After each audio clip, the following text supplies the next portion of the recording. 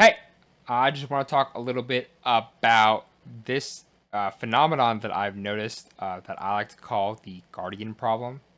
And the crux of the matter is guardians are way more interesting when your opponents are good and way less interesting when your opponents are bad.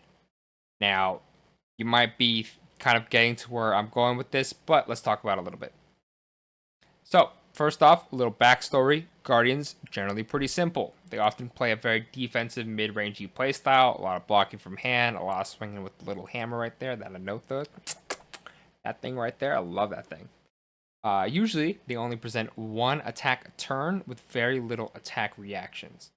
They are more of a I will go very tall and you need to deal with this playstyle. The way I've heard it described is Guardians like to ask the questions rather than answer the questions, right? Effects like Overpower and Dominate will help get on hit effects through, but like everything Guardian does, this is very, very upfront and telegraphed. If you have the Tectonic Plating and Anothos combo, my personal favorite Guardian tech, you're often blocking with 2 to 3 cards and swinging for 4 to 6 every turn. Very, very efficient, very cool in my eyes, but very boring. Very boring, very simple. Now, let's talk about the one card that Guardians do have, though. It is the Pummel. Pummel is a really, really cool card, and it is the Guardian class's one and only hat trick, really. 4 damage means that if they don't overblock, you will get crush effects. Crush effects, for those who don't know, is when this attack deals 4 or more damage, apply this negative effect. Super cool. Threatening a pummel is always very strong with that because that makes them want to overblock you. So even if they get hit with the pummel, they don't have to suffer the negative effects. But even if they do overblock, even 1 damage going through means they discard a card thanks to Pummel's effect. And because Guardians play very expensive attacks, this often works on all attacks because almost every single attack action card that the Guardian will be playing will cost 2 or greater. This even synergizes with the Guardian's weapons, allowing you to threaten lethal. Anothos swings for 4 normally. However, it becomes 6 if there are 2 cards with 3 or greater cost in the pitch zone. Pummel is another card, so you that plus 4 to the hammer. So essentially, you can go from 4 to 10 damage on the hammer extremely easily off of 2 extra cards. It's insane, and I really love the card. You can even float 2 resources and hold a card in your hand, right? And if you do that, you can like fake a pummel. So if they're, if they're kind of smart with it, and they're like, maybe he has a pummel here. They have to like respect it a little bit and play around it, right? This is overall an incredible card that synergizes well with the Guardian kit, and every opponent should be scared of the damage that the good pummel can't do. I've talked a lot about how good Pummel is. I think Pummel is a really fun card. It allows really cool mind games, etc. That being said, they should be scared. But if they are not familiar with any of the Pummel plays, they won't be scared. How are you going to be scared of something that you don't even know exists, right? Trying to fake a Pummel does nothing if they aren't thinking about Pummel in the first place. You're going to see it a lot with a lot of new players who don't really know how, one, the Guardian class plays, two, the reaction step plays, etc., etc., etc. A lot of these people, great, lovely people, it just really sucks because I want to fake pummels. Pummel is cool. I want to be like, hey, do I have pummel in hand? Do I not? But if you're not even thinking about it, I'm just like sitting there holding 2 resources in a card looking like an idiot, right? The only way to solve this is by hitting them with pummels. But Guardians only really run 2 to 3 pummels in a deck. So this situation might only come up once or twice in a game.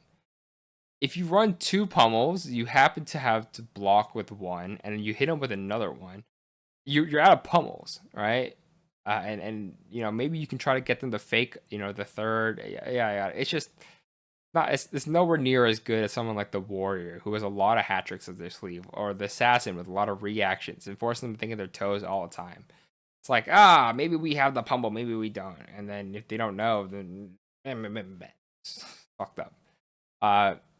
Thing is, without the ability to fake pummels, you no longer have any more hidden information. which makes the Guardians very, very one-dimensional. Until you draw that pummel, your damage is now completely upfront, and the only thing you can hide is what attack action you will play next turn. Your opponents will just react accordingly, at least until they see the first pummel, whenever that is. Maybe the first pummel doesn't come up relevant until turn 15, and then it's just like, what are we doing here, right? Guardian game plan in that until then just becomes block out and swing until you get the first pummel, and then you show the threat, and then we can actually play this game. Do I have pummel? Do I not? Right? At all levels of play, this can even happen when you're out of pummels too. To be fair, like if you use all 3 pummels, they're no longer gonna be scared of your pummel because they know you don't have any left. But this is less so about them and more so about the people who don't even know you had 1 pummel in the first place, which really sucks to play against. Now, what should Guardians do to counteract this? At the beginning of the game, you should really, really try to figure out your opponent's familiarity against Guardians. If they don't play Guardians, if they don't play against enough Guardians, they might not know about the pummel combo. You can kind of tell at like the local scene, are they asking for kind of like a rundown of what your character does? You know, maybe they don't really know. If you don't really know what Bravo does, you're probably new because Bravo has been around so long and is so popular amongst a certain subsect of gamers that, you know, I would be surprised if they asked me what Bravo was doing. If they are pretty familiar, though, you maybe can try to fake a pummel early and see how they respond. See if they're thinking about it or not. If they're not thinking about it, you don't get to play this game until the first one comes out, right? Otherwise, you just kind of want to play a standard game plan. Try to whittle down their armor a little early so that they won't be ready for the pummel when you hit it. It just really sucks because, like I said, I think faking pummel is really fun. I think bluffing is one of my favorite things in card games. It just sucks to be in a situation where you really want to bluff, but your opponent is just not familiar enough with your deck to understand what you're even bluffing.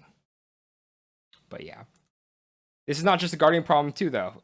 Any hero's mind games become infinitely worse when the opponent doesn't know what hat tricks you have.